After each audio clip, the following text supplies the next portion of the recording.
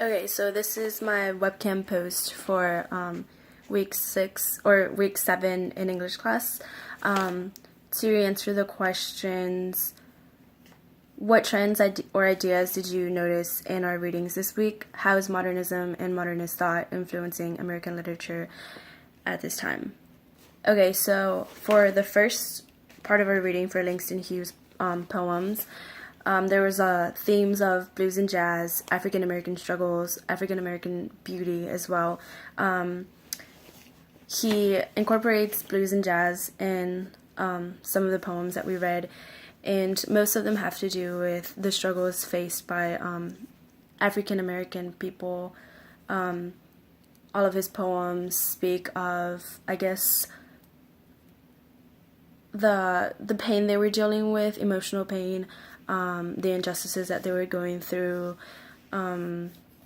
also just basically just pure racism and I guess how they were being treated. And but he didn't just talk about that. He also talked about how, you know, he views their beauty. He doesn't just focus on their struggles, but also that they have a lot more to offer than what people think. And then for the second reading, The Man Who Was Almost a Man by Richard Wright, there were themes of struggle for respect. And in my opinion, it is easy to tell the story from a boy's point of view. I mean, children, teenagers always try to act like they know better, that they've got it all figured out, and you know they try to be adults, I guess. And the story is written, you know, from this by viewing the struggle of this young boy. But I think that the struggle for respect can it's everyone can relate to it. I mean, anyone at any age can relate to it. I mean, in the workplace, people struggle for respect anywhere really. That's the predominant theme that I saw in that reading. And then in Trifles by Suzanne Glaspell, there were themes of isolation, men and masculinity, violence, woman and femininity. Isolation because they spoke about the woman, Mrs. Wright, I believe, how she used to be, they compare her to a bird. She was full of life and she was sweet and she was just, you know, she dressed very nice and she had, basically she had life in her. And then up until she moved in with him, with her husband, she was no longer, you know, that same person. She changed a lot. It's almost as if, you know, she was a whole different person, I guess. And then the themes of men and masculinity and woman and femininity. You've got the woman focusing on, you know, the little things that are, I guess, unimportant to what they consider, to what the men consider important. The men are trying to figure out what happened. They're trying to figure out, you know, who killed who and with what motive and whatnot.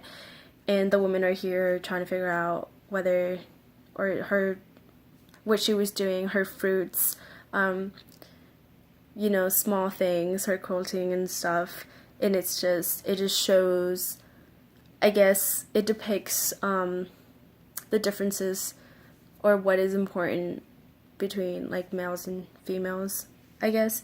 And then also a theme of violence, because they often talked about how Mr. Wright was a harsh man, and you know, they felt sorry for this lady and she was going through a lot, or that's what they implied, that she was going through a lot, and now, you know, she's in jail or she's being accused of murder and whatnot. And the women just lament the fact that they didn't come out sooner to, you know, see if she was doing okay, to check on her. Basically, they refused to go to the place because it was just so depressing and so dark and quiet, I guess. And because they didn't do that, because they didn't want to be a part of that, now this woman is helpless and she's dealing with being accused of murdering her husband. Basically, all the stories are, struggling for something, against something. Like I said, Langston Hughes, African American struggles, and then the man who was almost a man is, this young boy struggling to attain respect from everyone else. And then Trifles, struggling against, I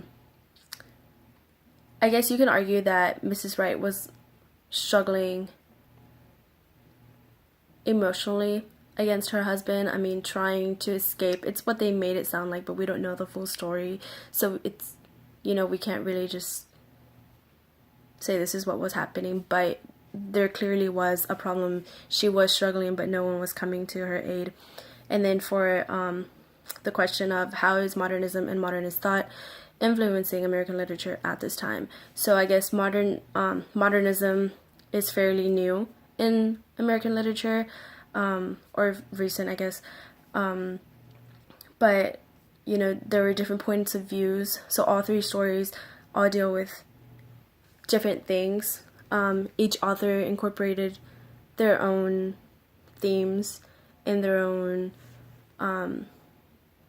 they wrote about what they wanted to write about. And, they felt free to do so. Also, modernism was, like, they were influenced by cultural shocks. So, like, World War I and stuff changed the thought process of a lot of people. So in these three stories, you can see that they're all, dealing with different things. Each author is free to write about what they want to write. And that is my response for this week. Thank you.